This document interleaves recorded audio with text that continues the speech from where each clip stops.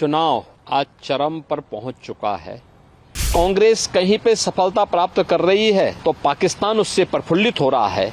जो देश के दुश्मन हैं वे चुनाव के दौरान मोदी जी के पक्ष में जो माहौल है, इस माहौल को खराब करने का भरसक प्रयास करेंगे। पाकिस्तान से राहुल गांधी को प्रोजेक्ट करने का प्रयास कर रहा है। कांग्रेस का हाथ, देश के दुश्मनों का साथ। मोदी जी जीतेंगे तो भारत में दीपावली होगी। चुनाव आज चरम पर पहुंच चुका है। स्वाभाविक रूप से जो देश के दुश्मन हैं वे चुनाव के दौरान मोदी जी के पक्ष में जो माहौल है, इस माहौल को खराब करने का भरसक प्रयास करेंगे। कुछ चीजें हैं जो देखने लायक हैं और जिसको पूरे देश के लोगों को वास्तव में समझना चाहिए कि कैसे पाकिस्तान से राहुल गांधी को प्रोजेक्ट करने का प्रयास कर रहा है। ये चीजें दिखती हैं कि पाकिस्तान सरकार का पूर्व मंत्री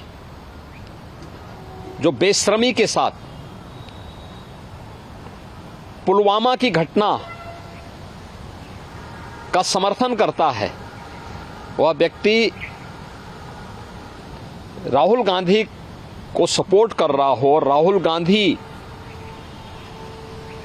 को लेकर के प्रफुल्लित हो रहा हो, ये चीजें दिखाती हैं कि कांग्रेस का हाथ, देश के दुश्मनों का साथ। यानी चीजें दिखती हैं कि मोदी जी जीतेंगे तो भारत में दीपावली होगी। लेकिन अगर कांग्रेस कहीं पे सफलता प्राप्त कर रही है तो पाकिस्तान उससे प्रफुल्लित हो रहा है। देश की जनता को इन बयानों से अवेयर होना चाहिए और समझना चाहिए कि इसके पीछे भारत विरोधी ताकतों की मंशाएं क्या हैं भारत के प्रति।